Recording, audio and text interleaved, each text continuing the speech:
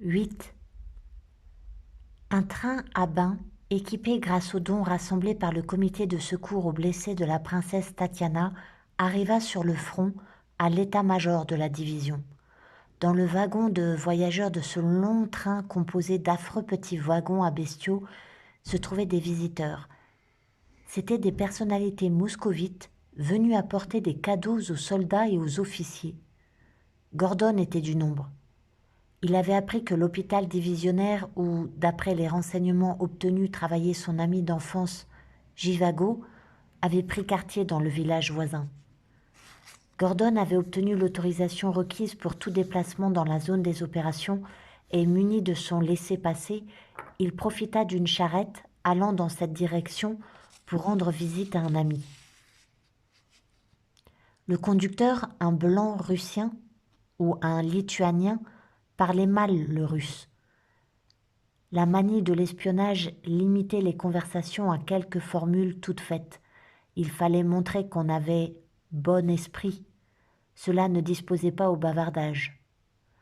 Le conducteur et le passager firent la plus grande partie de la route en silence.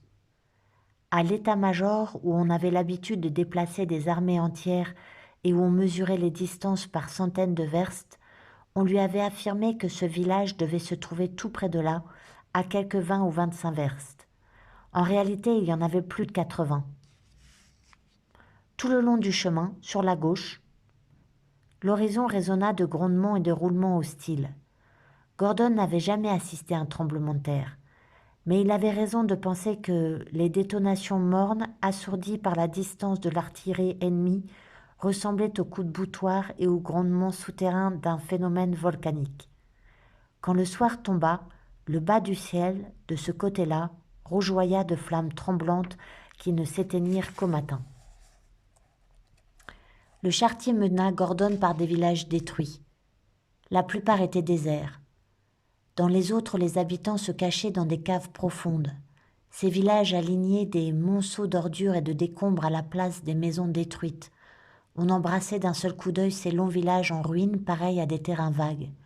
Des vieilles femmes s'agitaient dans les décombres, chacune sur l'emplacement de son propre foyer, cherchant à exhumer quelque objet de la cendre, à le cacher. Elles se croyaient à l'abri des regards indiscrets, comme si des murs les entouraient encore. Elles levaient les yeux sur Gordon et le suivaient du regard. Elles semblaient lui demander si les hommes allaient bientôt retrouver leur bon sens et si l'ordre et la tranquillité reviendraient bientôt sur la terre. La nuit, ils rencontrèrent une patrouille. On leur ordonna de rebrousser chemin, de quitter la route carrossable et d'emprunter des chemins de traverse. Le conducteur ne connaissait pas ces raccourcis. Ils errèrent pendant 2 heures. Au point du jour, le voyageur et son cocher crurent arriver au village qu'ils cherchaient. On n'y connaissait point d'hôpital. Il s'avéra bientôt que 2 villages des environs portaient le même nom. Au matin, ils atteignirent le but. En arrivant, Gordon sentit une odeur de camomille et l'iodoforme. Il pensa qu'il ne resterait pas couché chez Jivago. Il ne passerait qu'1 jour en sa compagnie et rejoindrait ensuite ses camarades restés à la gare. Les circonstances le retinrent plus d'1 semaine. 9. Ces jours-là, le front bougea. Il y eut des brusques changements. Au sud de la localité où était arrivé Gordon, l'une de nos unités avait percé les retranchements ennemis en les attaquant avec succès sur plusieurs points. Développant son attaque, le groupe pénétra plus profondément dans le système de défense de l'ennemi. Des renforts vinrent élargir la brèche.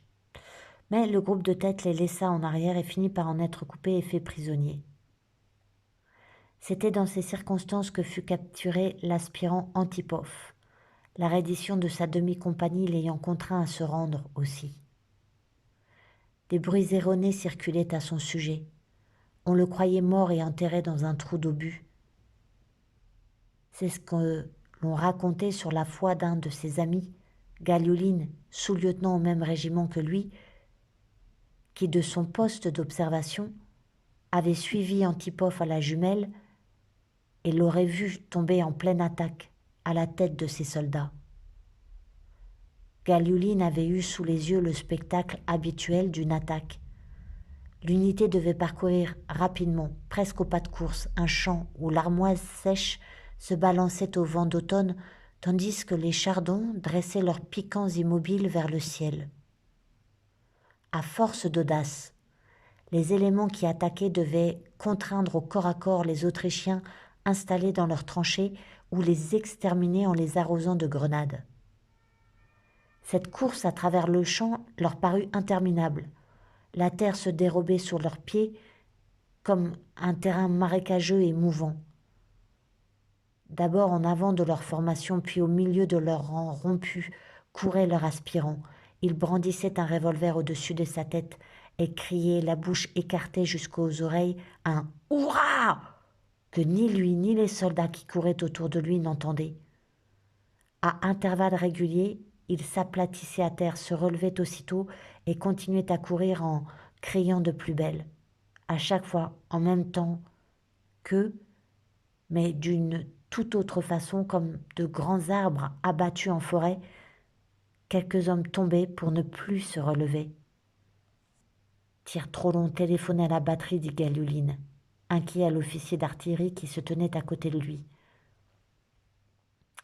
Et puis non, ils ont raison d'avoir porté le tir plus loin. À ce moment, les assaillants étaient arrivés tout près de l'ennemi. Le tir cessa. Dans le silence qui s'instaura, le cœur de ceux qui étaient au poste d'observation se mit à battre très fort et très vite, comme s'ils avaient pris la place d'Antipov, comme s'ils avaient eux-mêmes mené leurs hommes au bord des tranchées autrichiennes et devaient l'instant d'après faire des miracles de présence d'esprit et de bravoure. À ce moment, 2 obus allemands de 16 pouces éclatèrent, l'un après l'autre devant eux. Des colonnes noires de terre et de fumée leur cachèrent tout le reste. Inch'Allah, terminé, fini le baroud, murmura Galiouline en blêmissant. Il tenait pour mort l'aspirant et ses soldats. Un 3e obus tomba tout près du poste d'observation. Pliés en 2, tous s'enfuirent au plus vite. Galiouline dormait dans le même abri qu'Antipov. Quand son régiment se fut résigné à la pensée qu'il avait été tué, qu'il ne reviendrait plus, on confia à Galiouline, qui le connaissait bien, le soin de conserver ses affaires, afin de le remettre plus tard à sa femme, dont on retrouva un grand nombre de photographies parmi ses effets. Volontaire, aspirant de fraîche date, le mécanicien Galiouline, fils du portier Imaz-Eddine, était l'apprenti que battait jadis le contremaître Koudouloïev. C'est à son ancien tortionnaire qu'il était redevable de son ascension.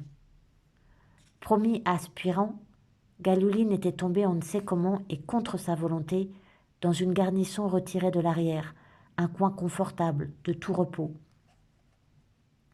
Là, il commandait un détachement de demi-invalides auxquels des vétérans non moins débiles servaient d'instructeurs et faisaient répéter chaque matin l'exercice oublié depuis longtemps. En outre, Galiouline vérifiait s'il passait correctement les sentinelles autour des dépôts de l'intendance. C'était une vie sans souci, on ne lui demandait rien de plus.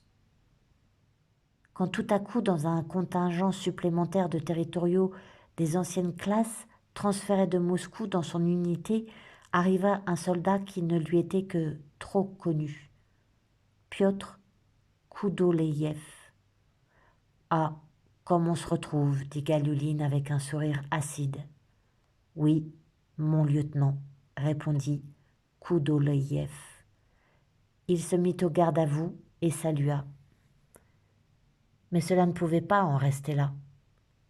À la première faute de Koudouloïev, l'aspirant agonie d'injures son inférieur, et comme il lui semblait que le soldat évitait son regard, il lui asséna un coup dans la mâchoire et le mit aux arrêts, au pain et à l'eau, pendant 48 heures. Maintenant, dans chacun de ses gestes, Galiouline se vengeait du passé. Mais régler ses comptes de cette façon, en profitant d'une supériorité hiérarchique qui n'admettait pas de recours, était un jeu qui manquait par trop de risques et de noblesse. Que faire? Il fallait que l'un ou l'autre s'en allât. Mais sous quel prétexte un officier pouvait-il muter un soldat de l'unité à laquelle il avait été affecté et où l'envoyer, sinon dans un bataillon disciplinaire? D'un autre côté, quel motif pouvait-il inventer pour demander sa propre mutation? Invoquant l'ennui et l'inutilité de la vie de garnison, Galiouline obtint de partir pour le front. C'était une bonne note pour lui. À la première affaire, il montra qu'il avait encore d'autres qualités et qu'il ferait un excellent officier. Il fut rapidement promu sous-lieutenant. Galiouline connaissait Antipov depuis l'époque des Tiverzines. Quand en 1905, Pacha Antipov avait passé 6 mois chez les Tiverzines, le petit Youssoupka Galiouline était souvent allé lui rendre visite et jouer avec lui les jours de fête. Il y avait rencontré Lara 1 ou 2 fois. Depuis, il les avait perdus de vue. Quand Pavel Pavlovitch arriva de Yuratine dans leur régiment, Galiouline fut frappé du changement survenu chez son vieil ami. Cet espiègle rieur et toujours bien astiqué, timide comme une fille, était devenu un homme chagrin, méprisant, nerveux, et un puits de science. Il était intelligent, très courageux, silencieux et moqueur. De temps à autre, en le regardant, Galiouline était prêt à jurer qu'il voyait dans le lourd regard d'Antipov, comme au fond d'une fenêtre, une seconde personne, une pensée qui ne le quittait pas, la nostalgie de sa fille ou le visage de sa femme. Antipov semblait ensorcelé, comme dans un conte. Et maintenant, il ne restait plus de lui que les papiers et les photographies que conservait Galiouline, seul dépositaire du secret de son changement. Tôt ou tard, les demandes de renseignements de Lara devraient atteindre Galiouline. Il s'apprêtait à lui répondre, mais on était au plus fort des combats. Il n'avait pas le courage de lui faire une vraie réponse et voulait la préparer au coup qui l'attendait.